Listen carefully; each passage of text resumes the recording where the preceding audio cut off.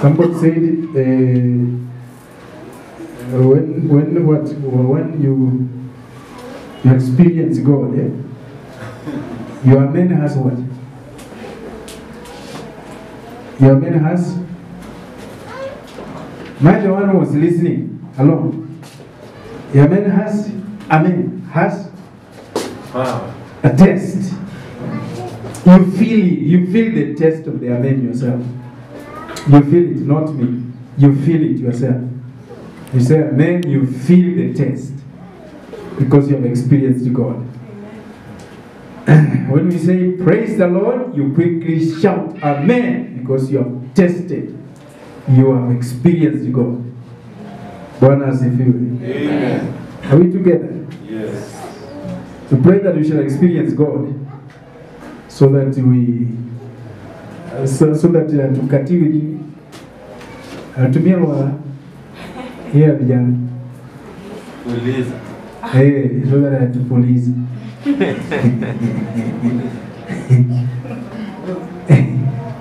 Vijana wana maneno. Anaweza tu kusengenya na unaketi hapo unasikia. Na kusengenya tu. Vijana wana maneno. Uliza. Bwana asifiwe. Yaani hiyo ni kukata kuwa na disconnection na canteen. Imagine. Those words don't relate at all. Hey. Bwana asifiwe. Amen. So let us have to test. I'm asking a question. How many of us want to go to heaven? Not to corner, because you want to go to heaven. Thank you. Thank you. Are you ready to go to heaven? If Jesus came today,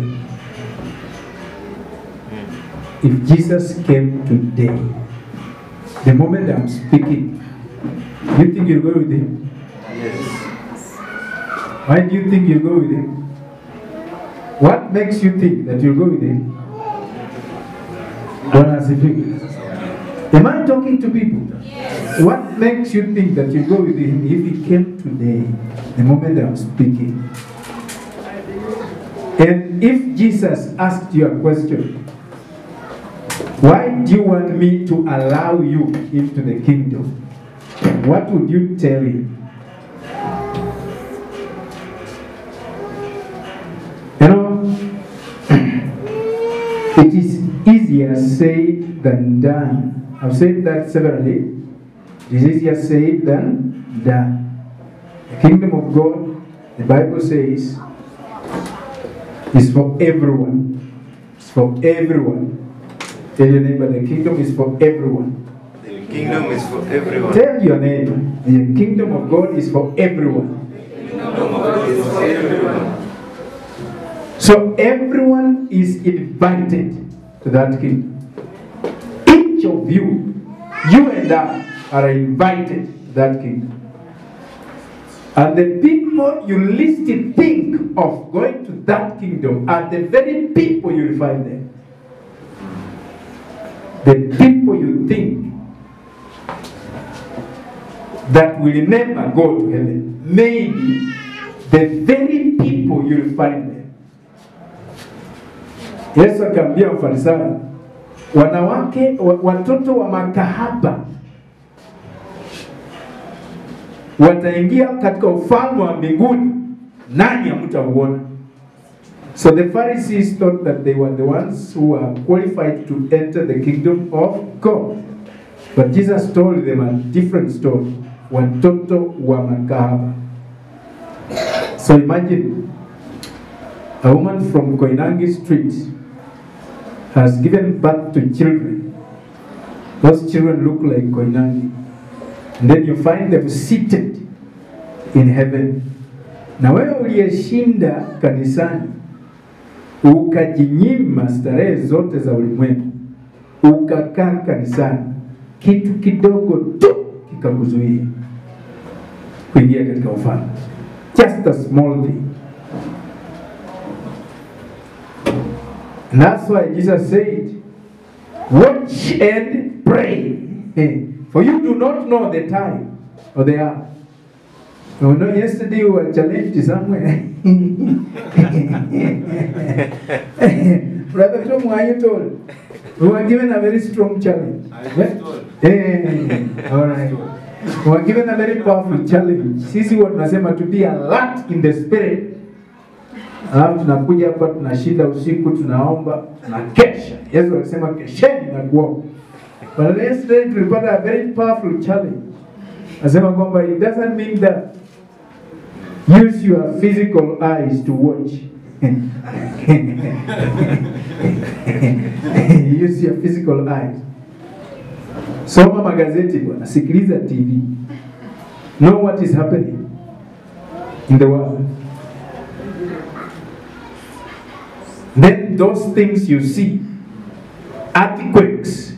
Si unasikia kwa masikio earthquake ilifanyika wapi Japan? Ilifanyika wapi? Si unasikia kwa masikio? Kwani unasikia kwa masikio ya kiroho? Si unasikia kwa masikio ya kimwili? Then you know that the end is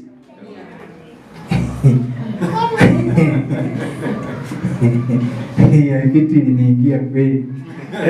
Kweli. We are so stupid. Tumefika stage nyingine nasema hata watching TV is sin. So hataki kuona TV. TV ni dhambi. So tunataka tu kukaa kwa TV ya gospel peke yake. Mtu akisema tuone news, mtu anasema no. Nataka gospel.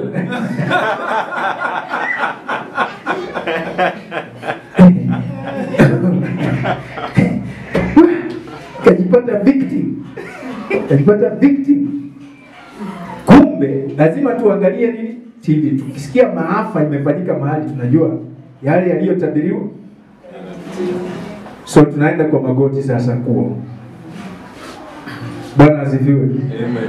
Amen. So watch and pray. For you know not the time the Son of Man comes. Anakuja wakati usipotarajia. That's why I'm asking, if he came now, when I'm standing here to preach, then he comes.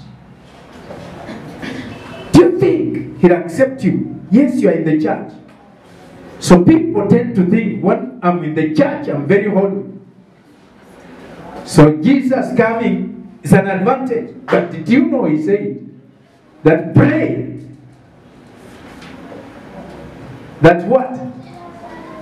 Isiwe Jumapili Siku za baridi. au siku ya baridi. Why those two specific days? Hakusema siku ya joto. Alisema isiwe siku ya Sabato au siku ya baridi. Ombeni kunyakuliwa kwenu kusiwe siku ya Sabato au siku ya baridi.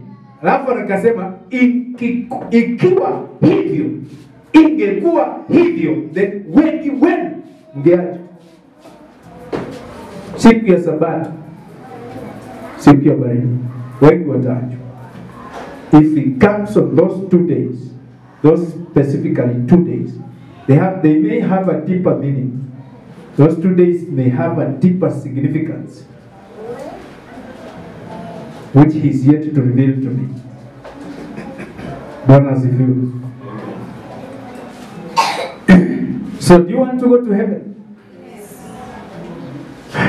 I want to tell you something here. Now I was speaking somewhere. I was speaking the word of God somewhere.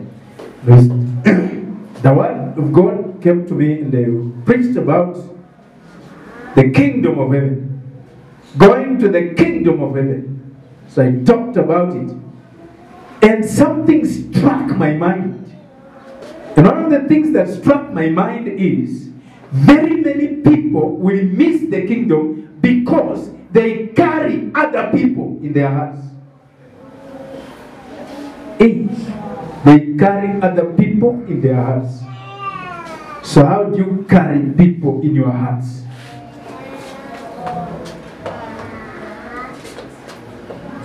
Instead of carrying Christ in your heart, you carry other people in your heart.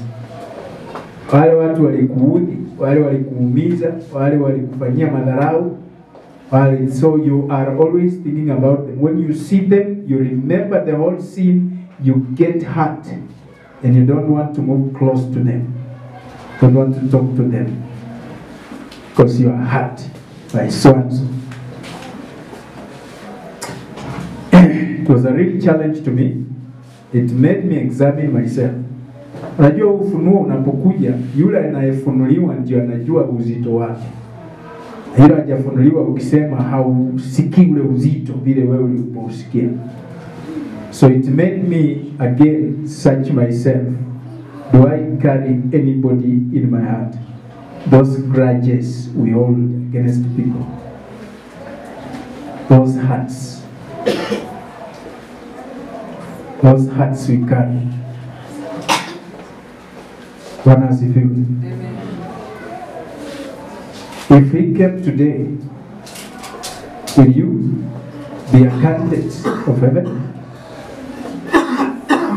That's the question we are asking ourselves, because I've said time and again, the business we have in this church, the agenda we have is in this church is preparation for the kingdom of God. Want to go to the kingdom of God. That is our agenda. Bwana asifiwe. That is our agenda. That's our aim. That's why we meet here, to edify, to strengthen, to encourage one another, so that we are not left behind. None of us should be left behind.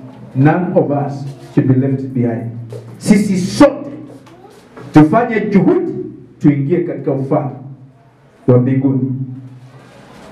Bwana asifiwe. Sometimes it becomes very painful kuingia. Hallelujah. Bwana asifiwe. Amen. It becomes very painful at times. Are you aware?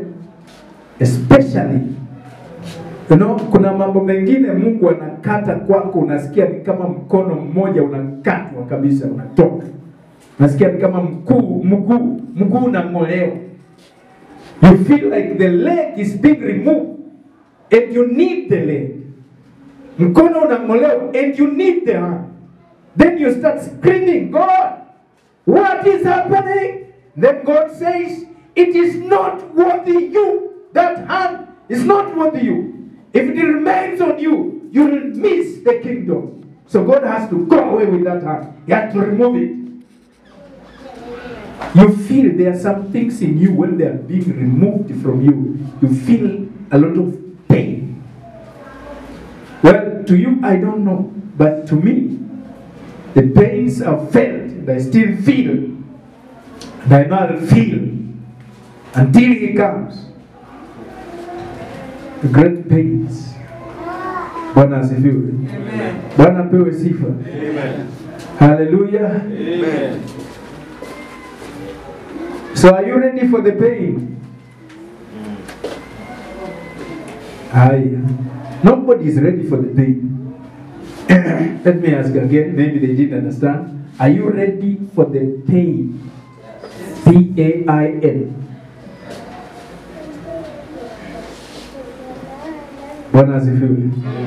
You know, sometimes you have to look like a mad person for you to enter the kingdom of God. Sometimes you have to look like someone who is living in a different world where other people are not living. Sometimes you look like someone who has lost his mind, a foolish person, when actually you are very wise. Because God has given you the wisdom to live on earth. Sometimes when God wants you to be straightened in some area, it is very painful. There's like the gospel we used to preach, Mawanyon was testifying here. Preach about love your neighbor. Na anasikia mzito na neighbor. Love your neighbor. Na anasikia mzito na neighbor. Until she had to deal with that. Then now, injili ya love your neighbor ikihubiriwa, naisikia vizuri. Bwana asifiwe. Bwana apewe sifa. Am I talking to people? Yes. So these things must be shaken off our bodies, of our minds, of our spirits, for us to qualify the kingdom. some things have to fall off. Very many things have to fall off. And as I speak to you, there are very many which are still falling off. They are still falling off me. Because the Lord has not finished with me. You see, when the preacher was preaching to us yesterday, I felt, so this word, I've never known it all these years I've been preaching. I've never seen it from that angle. What do you mean? Bwana asifiwe. Amen. So now, mimi ambaye nimekuwa nikisema wachana na TV, wachana na weka injili kwanza. Tusikie injili. Nasema okay, so I should be listening to the news. I changed my attitude from yesterday. Bwana asifiwe. You see, there are many things that we have to deal with in life.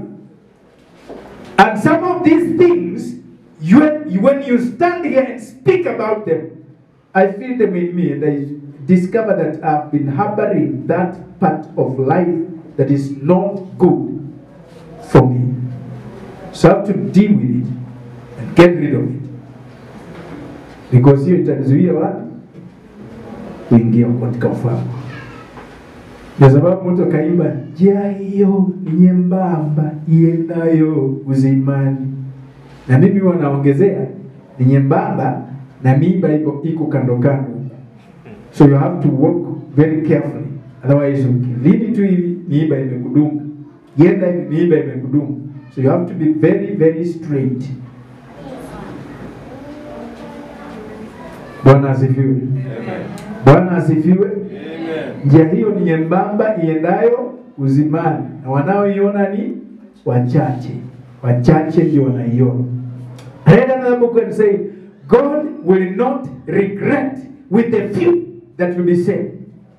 Because those are the quality people he wants in the kingdom. He wants your gold. In a gold, you see, people are looking for gold.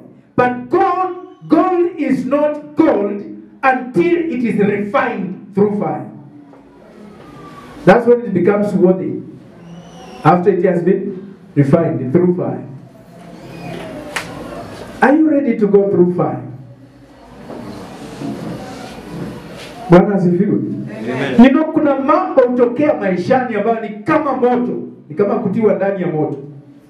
And you have to go through like a child of God. Not like an ordinary person. You have to go through like a child of God. So how do you go through these circumstances when they arise in life? Watu wamekuinukia wote. Maybe majirani wamekuinukia. How do you go through these circumstances? How?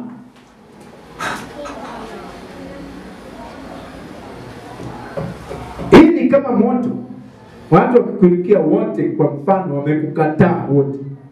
Wewe ni mtu umempokea Yesu, umeokoka. How do you react? Hii ni kama moto. Hakuna mtu unaweza kwenda kwake, wote wamekukataa. Hii ni kama moto.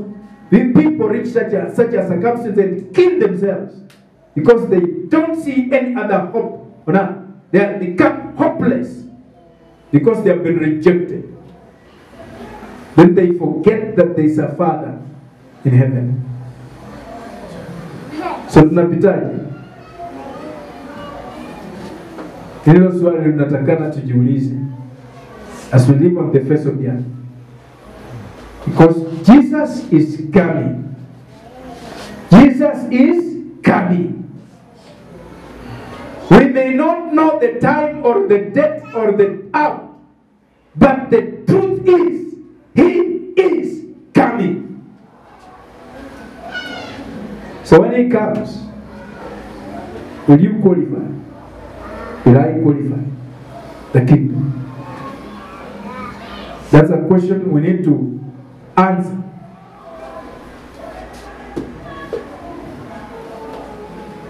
Bwana asifiwe.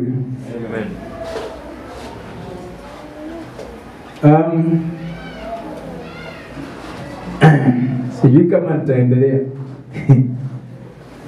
But let me mention a few things. Jesus is coming. We are living in the last days. Do you believe it? Yes. Do you believe that you are living in the last days? The signs of the times tells us that we are living in the last days.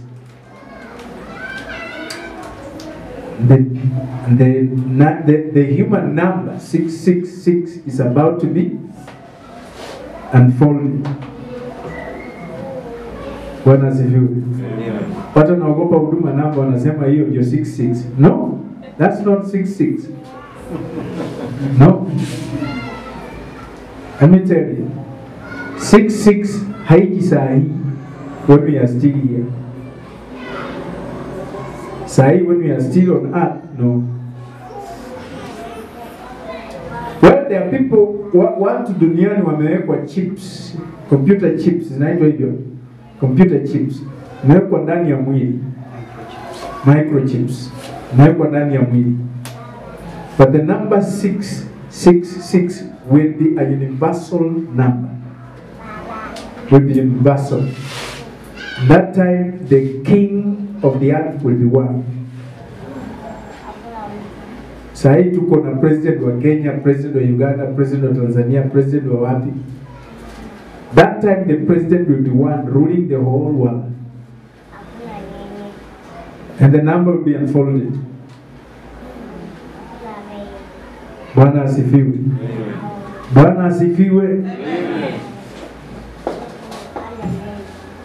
Ndiyo haiwezi kuwa unfolded sisi tukiwa hapa bado. Kwani Mungu ni baba aina gani?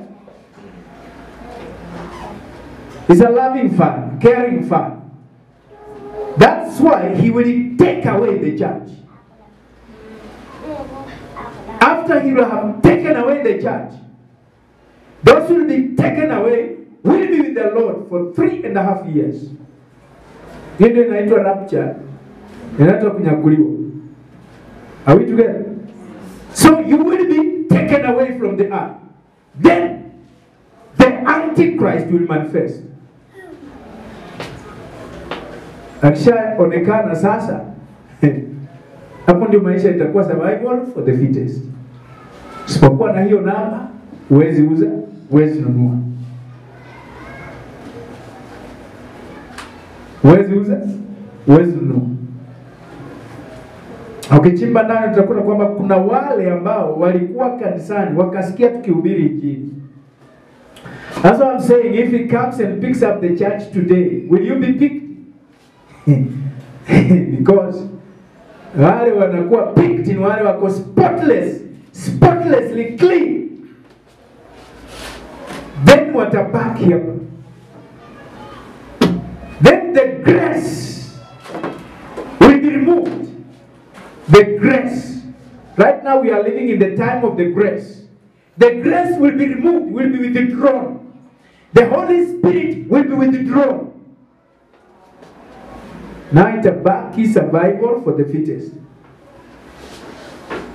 Now that's why now the scripture says, wale ambao hawatakuwa na hiyo namba, hawatauza, hawatanunua. I want to tell you, those who reject the number will be killed. Hapo ndio mtu atajiokoa mwenyewe. Kwa Mwokozi alikuja wakakataa. Sasa tunahubiri Mwokozi yupo. Mwokozi anaokoa. Wanakataa kusikia. But that time mtu atajiokoa na damu yake.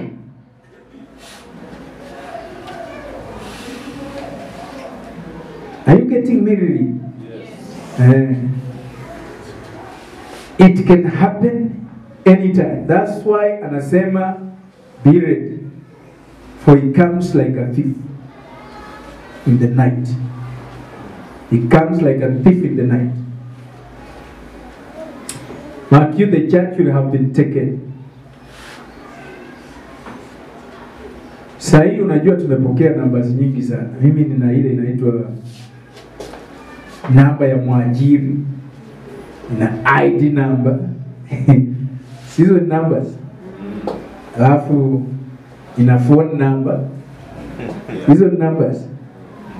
Alafu nina namba ingine inaitwa NEMIS ya Ministry of Education.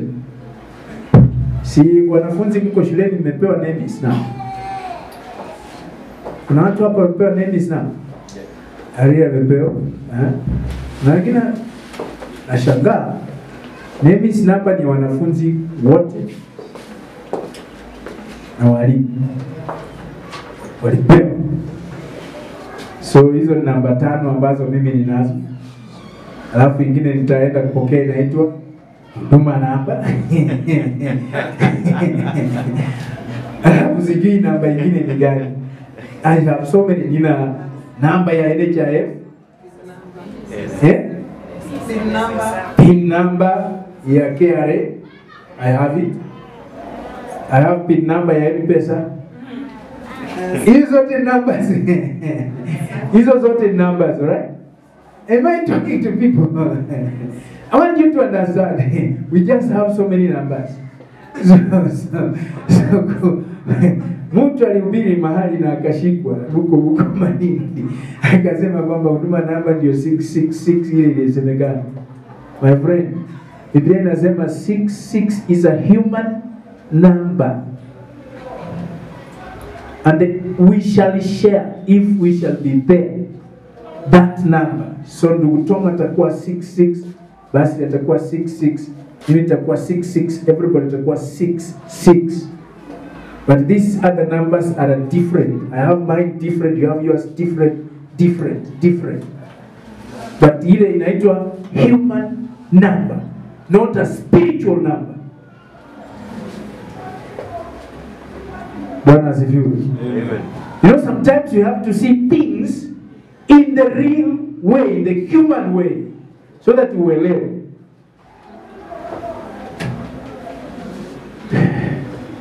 A prophet prophesied that because some people have attacked the preachers, there's going to be earthquakes in Kenya.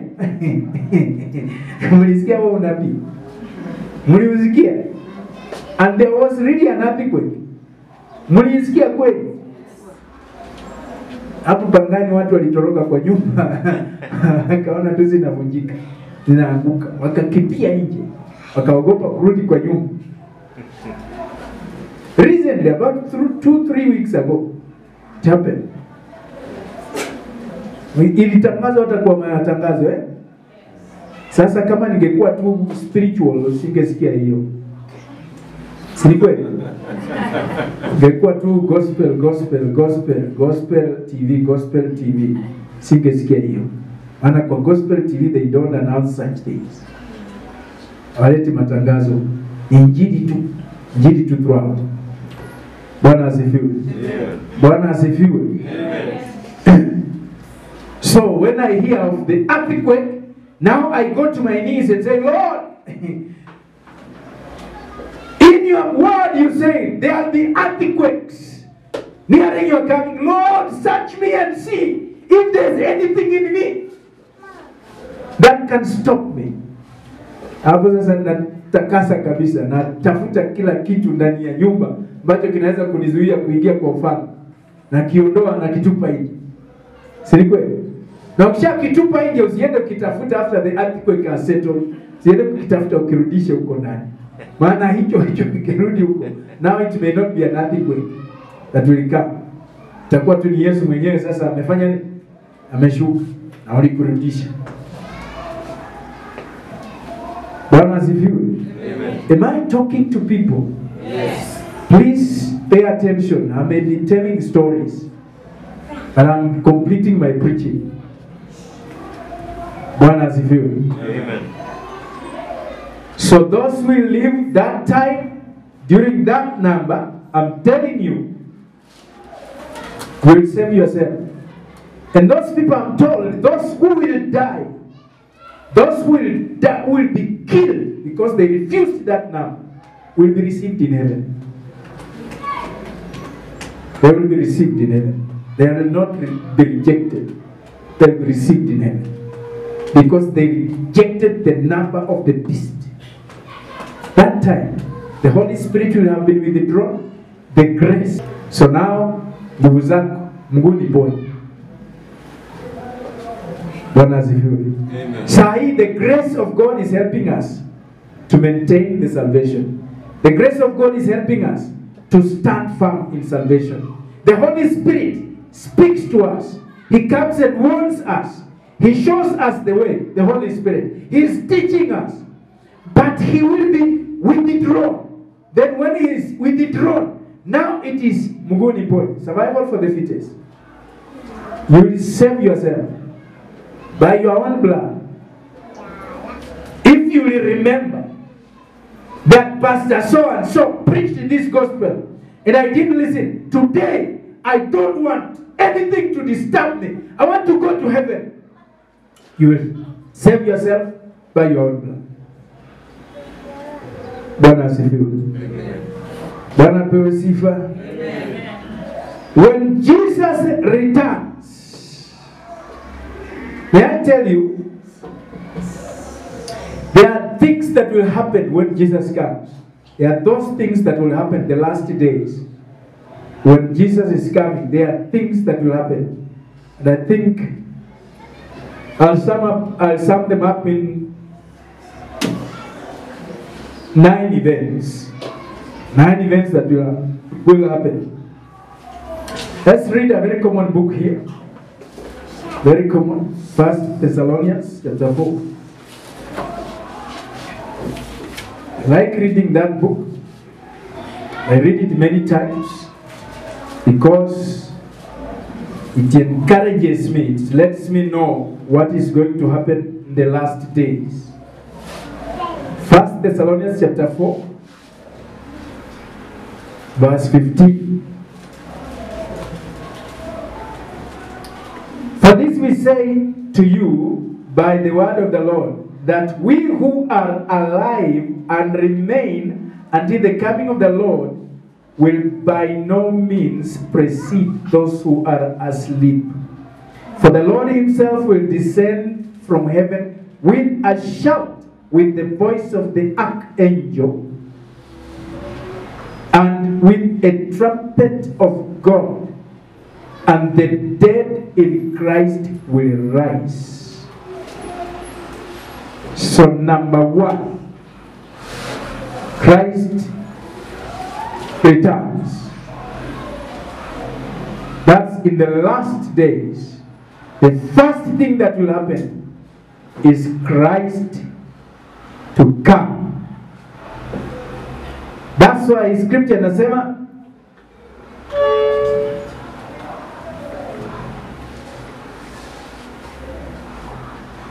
that the Lord himself will descend from heaven. He will descend from heaven. He will come from heaven. That's what that scripture says. Then it says that those who are alive, that is to say, when he comes, some of us will still be alive on this earth. Will be alive. Then he will come. We will see him come. And he said very clearly, on his return, every eye shall see him. Every eye. Not only the eyes of the righteous. Now this will not be a spiritual matter. This will be a physical matter that will happen. That's why every eye shall see him. Now, hiyo itakuwa kiroho, utamwona kiroho. He will appear in the skies. Then it says, we who are alive will not go before those who died in Christ. Those who slept in Christ. So, we who shall be alive, if he comes now, if he comes as I'm speaking now, we who are alive now will not go before the dead. So that means those who died in Christ will have to come back to life first. They have to come back to life. Those who died in Christ. You understand what that means? Those who died in Christ. Those who died believing in Christ Jesus. Those who died holy, walikuwa watakatifu when they passed on. We shall not go before them. They'll come back to life first. Then, we who shall be alive will be changed within a blink of an eye. Within the twinkling of an eye. Yani kufumba, kufumbua. Everybody twinkles the eyes. No. Whether useme ndio au la, kuna mtu ambaye blink. And if you don't blink, you are sick. You need to be taken to hospital. Bwana asifiwe. Amen. Natural man created by God blinks. That blink has significance. Bwana asifiwe. Amen. Let me show you where these words are written. Now the words are written in the scripture. The words are written in the scripture. So you read it, you understand. Paul is telling us a mystery. He's telling us what? A mystery. Siri. 1 Corinthians chapter 15. Chapter 15 verse 51.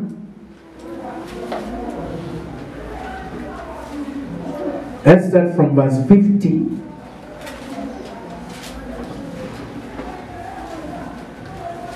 Verse 50 nasema, now this I say, brethren, the flesh and blood cannot inherit the kingdom of God, nor does corruption inherit incorruption.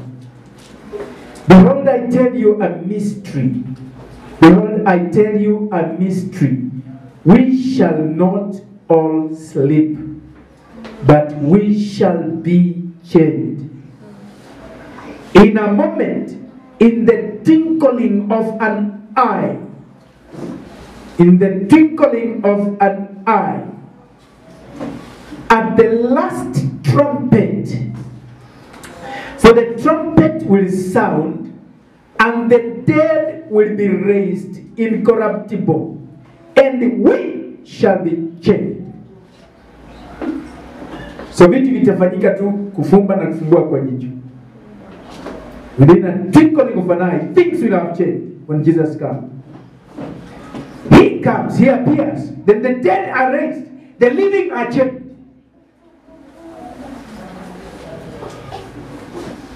So ukipima saa kati ya kufumba na kufungua jicho, sio ujitahidi sasa nafumba, sasa nafungua. Hiyo utapima saa. Lakini natural blinking, ile unafanya bila kujua, unaweza kupima saa. It is very hard. You can't tell what time it takes. And within that moment, things will have happened. Jesus will have come, the dead will have been raised, and the living will have been changed. So this corruptible body, this body I have is corruptible. That's why it has pain in it. Did I tell you there's a spiritual body? Did I ever tell you I have tested the body? But I was pulled out of it, let me use that word. Was pulled out of it. That body knows no distance. Knows no distance. Very comfortable, tell you. Very comfortable. I don't have the human words to express how that body tests. But I was pulled out of it in nikaambiwa, this is the body you wear. Ukimaliza kazi. I came out of it crying. Because it was so comforted, so peaceful. This body we have is corruptible. We get tired, it pains, it aches, falls sick.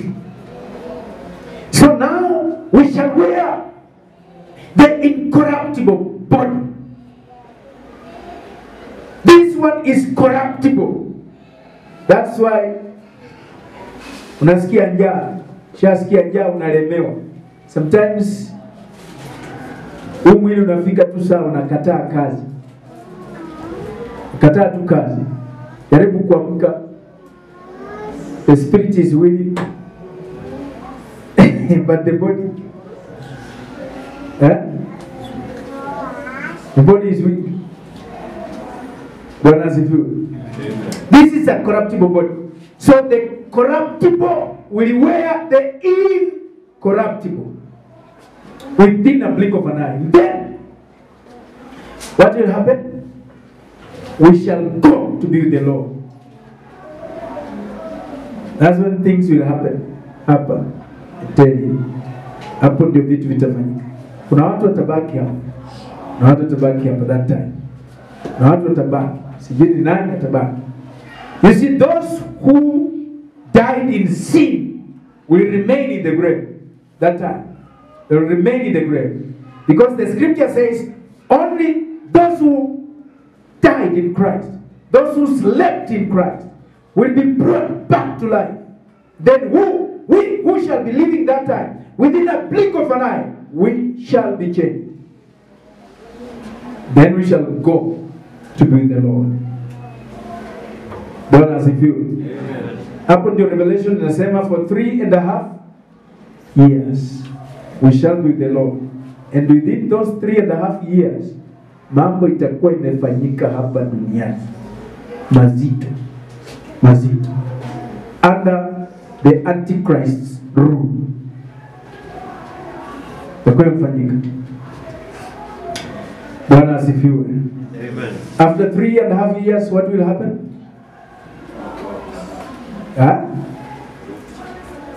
What will happen after 3.5 years? Jesus will come back with us, with the church. Now he will rule the earth. How long? 1,000 years he will rule the earth. That's where now Revelation chapter 11 verse 15 nasema, chapter 11 verse 15 nasema, then the 70th angel sounded and said, let me read again. Then the 70th angel sounded, and there was loud voices in heaven saying, the kingdom of this world have become the kingdoms of our Lord and of his Christ, and he shall reign forever and ever. Shall reign. So the kingdoms of the world, the kingdoms of the world. Is he saying the kingdoms of heaven? The kingdoms of the world will now become under the rulership of our Lord Jesus Christ. With us, the church, as ministers. I don't know, nitakuwa minister wa nini? Ati unknown. Najua? Nitakuwa minister wa kitu fulani, au utakuwa minister wa kitu fulani, mwingine atakuwa minister wa kitu fulani. Because we shall be ruling, we shall be rulers there. Shall rule. Then there are a lot of peace on earth. Then after the 1,000 years, what will happen? The judgment of the whole human race will take place. Judgment will come. That's where now the Bible says, verse 18, verse 18, Revelation 0, verse 18. Verse 18 here, Revelations, verse 18, asema, the nations were angry, and your wrath has come, and the time of the dead, that they should be judged, and you should reward your servants, the prophets, and the saints, and those who fear your name shall, those who fear your name, small and great, and should destroy those who destroy the earth. So, after the rulership of Christ, the nations of the world will be angry with God. then God will pour his anger. Then judgment will take place. That's where now people will be judged. The dead and the living will be judged. Don't as if you. The dead and the living will be judged.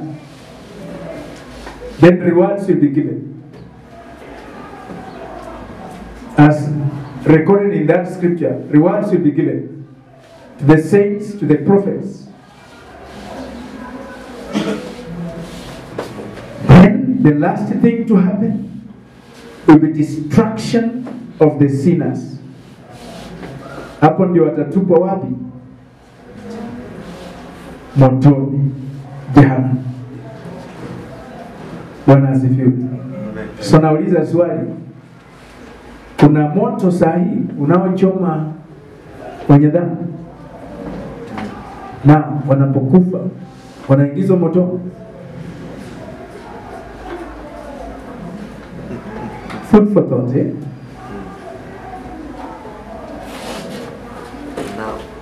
Now, mtu akifa mwenye dhambi anaenda moto, na mwenye haki akifa saa hii anaenda wapi? Mbinguni.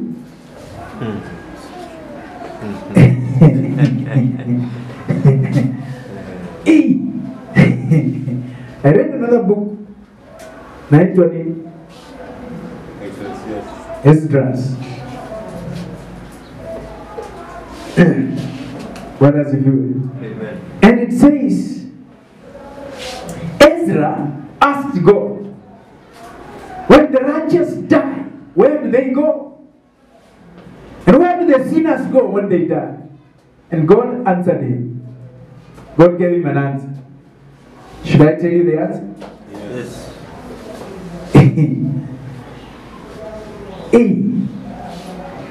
Right now, when a sinner dies,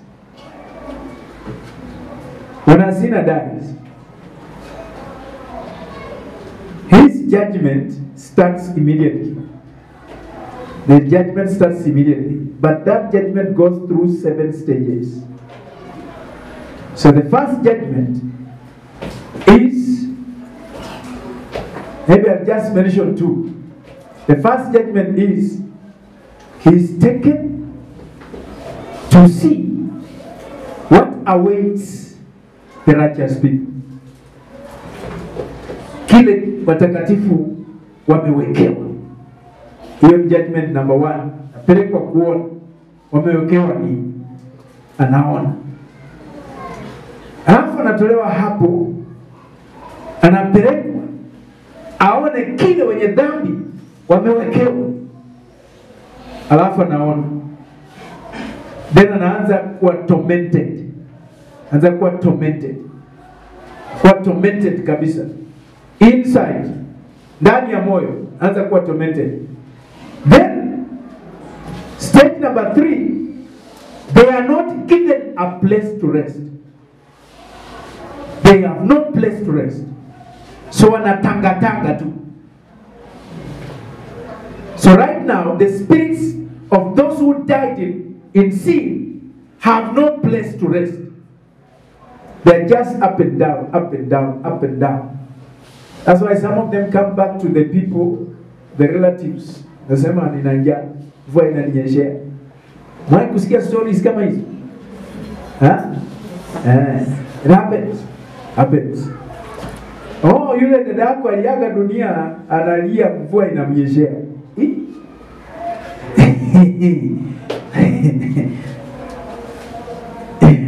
Niwaambiwa hivyo, dada yangu aliaga nikaambiwa hivyo, amesema mvua inamnyeshea. You know what that meant? Niende niweke simiti kwa kaburi. Nikamwambia aliyeniambia, huyo sasa najua kula alienda. Maana alienda mbinguni, harudi kudai vitu vya hapa duniani. So nikamwambia, I'll deal with her like I deal with the demon. So I dealt with her like I deal with the demon. And she never came back. Bwana asifiwe. Bwana pewe sifa. Hao ndio huwa mnasikia. Because they have no place to rest. I don't want to go into the dead. Because if I go to the dead, itasumbua watu akili. But there's a mystery. That's why Paul anasema, I'm telling you a mystery. Bwana asifiwe. Then, when the righteous die in Christ, when the righteous die, their judgment also will go through 7 stages. But I'll tell you only 3. Number 1, they are given a chance to go and see what awaits the sinners. So they see, hii ndio inangojea wenye dhambi. What? Afadhali nilijinyima duniani. Afadhali. Then number 2, they are given a chance to see what awaits the righteous. Sema, hii ndio nangojea. Nashukuru nilijinyima duniani. Nikawa kama mjinga, nashukuru Mungu. Then they start rejoicing. Then they are put somewhere to rest, awaiting the judgment.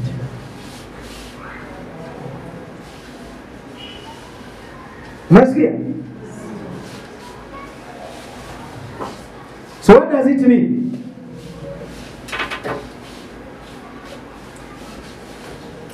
So it means the righteous, those who die in Christ, have a place they are resting. Those who died in Christ have a place they are resting.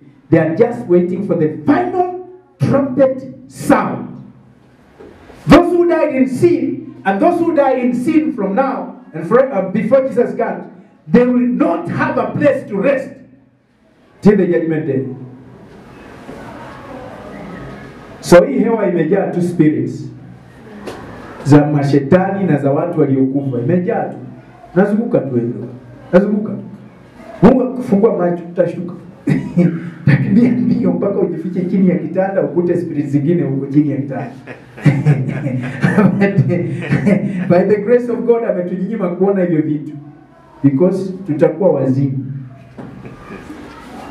No wonder the scripture says, blessed are they who die in Christ from now. Ili wapumzishwe kwa kazi zao zote. Wapumzishwe. So these who die in Christ have a place to rest. Bwana asifiwe. Amen. Bwana pewe sifa. Amen. The last thing that will happen is the destruction of all the sinners. In Revelation chapter 22 it says, they will be cast, they will be thrown into the lake of fire, burning with sulfur and brimstone. That is what is going to happen. So, Yesu akasema, iweni na akili mnapoishi. Iweni na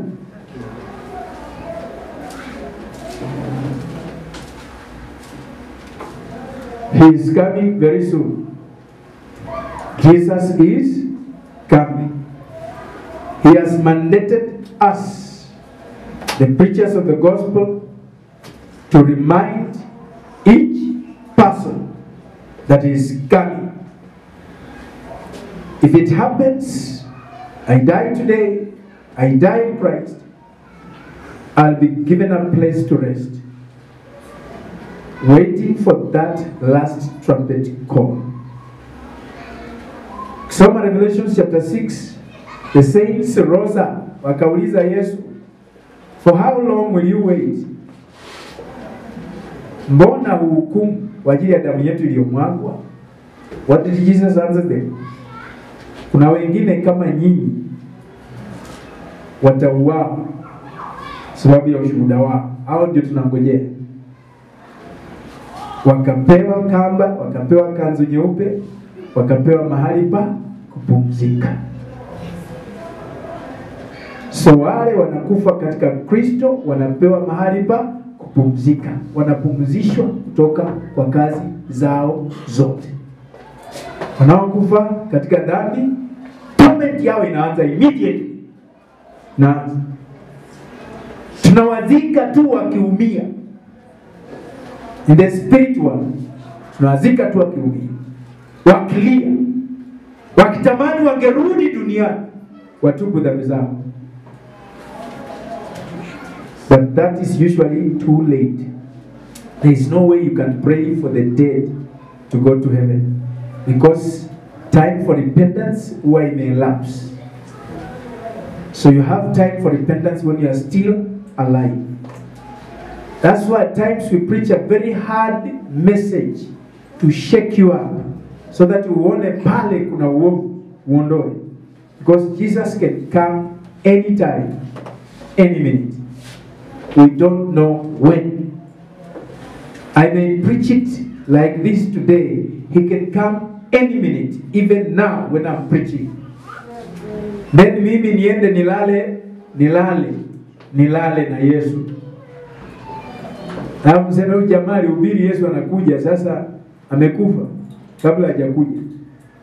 He didn't give us the time frame, but he gave us the signs of the end time. When you see these signs, you know that the end is near. That's what he said. But he said the time he does not know, except the Father knows. So we do not know the time when he comes. We have to be ready every time. Bwana asifiwe. Amen. Naomba tusimame.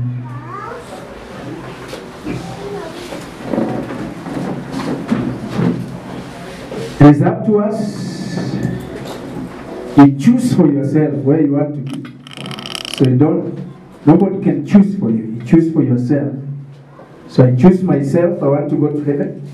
I've chosen. That's the path I've chosen. That's why wanadamu wa kawaida nakaa mtu mjinga, mtu asiyejielewa, mtu asiyejifahamu. I told somebody else I cannot live my life like yours, because alikuwa nataka nifanye vile vitu walikuwa nafanya. Mtu ambaye ni naokoka, mtu nita mtumishi wa Mungu. Ambia, you know my brother, I can't live my life like yours, because I have to listen to him who called me. You don't have to live your life like somebody else. You don't have to imitate somebody else. The scripture says imitate Christ. You have to imitate Christ. Him and him alone. Imitate him. Follow his footsteps. Do like he did. Walk like he walked. Behave like he behaved on this earth. Then automatically we qualify. So you have to shake off anything that is hindering us, that may stop us from getting to the kingdom. You have to shake it off. It will be a sad moment, that time, it will be a sad moment.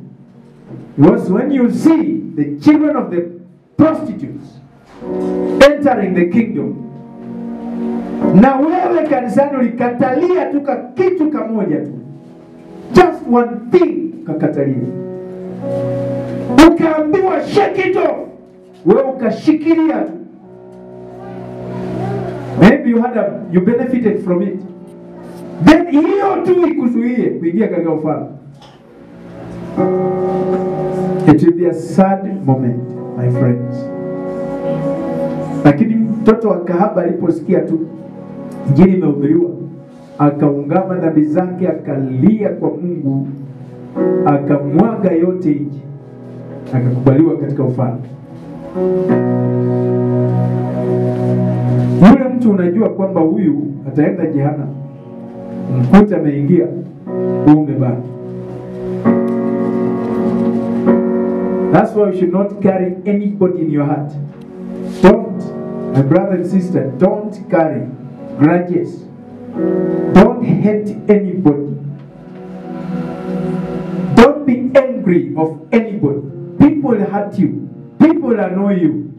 They will do all sorts of bad things unto you. Please forgive them and leave them alone. Take them out of your heart. Because if they stay there, they may be the very reason why you will not enter the kingdom of God. So search your, as we sing this chorus,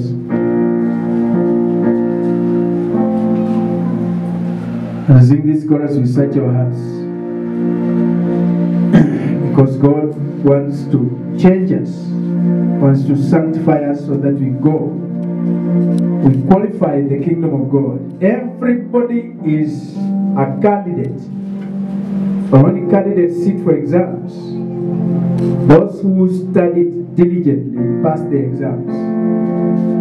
Those who relaxed in their studies fail the exams. So we are all candidates.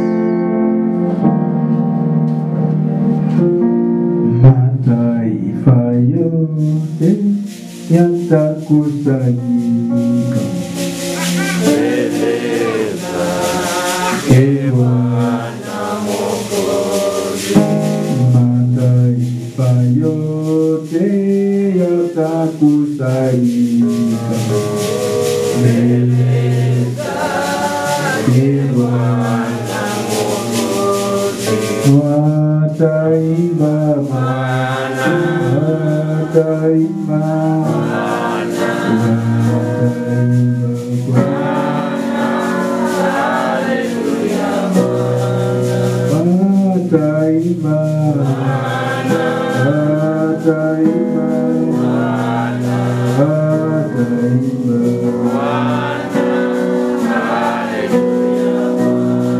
Let's lift our voice unto the Father. Just tell him, Lord, search me and see if there's any evil in my life. And Lord, cleanse me from every evil. Lord, cleanse me from all evil. Lord, Father, whatever is in my heart that does not please thee, Lord, I ask you to remove it today. I ask you to forgive me and sanctify me and wash me thoroughly of every wickedness in my life. Every evil, in the name of Jesus Christ. Father, sanctify my life, sanctify my heart, sanctify my mind, sanctify my thoughts, sanctify everything within my life, Lord Jesus, that I may glorify your name, that I may lift you up, Lord Jesus Christ, and say, you are the great I am, you are the great healer, the great deliverer, the mighty God who speaks in our lives, Salakasha. Father, in the name of Jesus Christ, I come to you, Lord Jesus. Sanctify me from every wickedness. Sanctify me from every wickedness, Lord. Sanctify me from every wickedness, Lord Jesus. Sanctify me, Lord, come from every bad intentions, from every grudge that I have against anyone, Lord, Father, I ask you to sanctify me. Sanctify me from grudges. Sanctify me from anger. Sanctify me from envy. Sanctify me from jealous. Father, Lord Jesus, I'll give you praise and glory. Lord, we give you praise. We give you praise. We give you praise, Lord Jesus. We thank you, mighty God of heaven. We thank you, Lord Jesus, because you are great and gracious. You are great and glorious. Thank you, Father. Thank you, Lord Jesus. Thank you, Lord Jesus. Father, we thank you today and we honor you, Lord Jesus. We bless you, mighty God of heaven. Thank you, Lord Jesus, because you care. Because you are God in our lives. We worship you and we give you praise today. Father, in the name of Jesus, I pray that, Father, you will teach us today. And Lord, help us to remember that you are coming. That the days are growing nigh when the Lord, the Son of Man, will be seen in the clouds, coming for the church. Lord Jesus, I pray today, open our hearts, Lord. Open our hearts, Lord Jesus, to remember. Open our hearts, Lord Jesus, to follow you diligently and to seek your face every day. And Father, I pray, sanctify us from anything that may stop us from getting to heaven. Lord, sanctify us and remove it from us, Lord, that we may be candidates to enter the kingdom of God. The Lord Jesus Christ shall together congregate in the kingdom of heaven. And Father, we shall glorify you. Father, touch our lives, Lord, touch our souls, touch our spirits, Lord Jesus Christ, that may do your will every day. Father, I pray, may the Spirit of God remind us. May the Spirit of God speak unto us, Lord, that your name may be glorified. We love you and we bless you, mighty God. Thank you, Lord Jesus. Thank you, Lord Jesus. I glorify you and I give you praise. Father, I pray for the sick in our midst. Let them be healed in the name of Jesus. We command healing in their bodies. We cast out every sickness from their bodies now in the name of Jesus.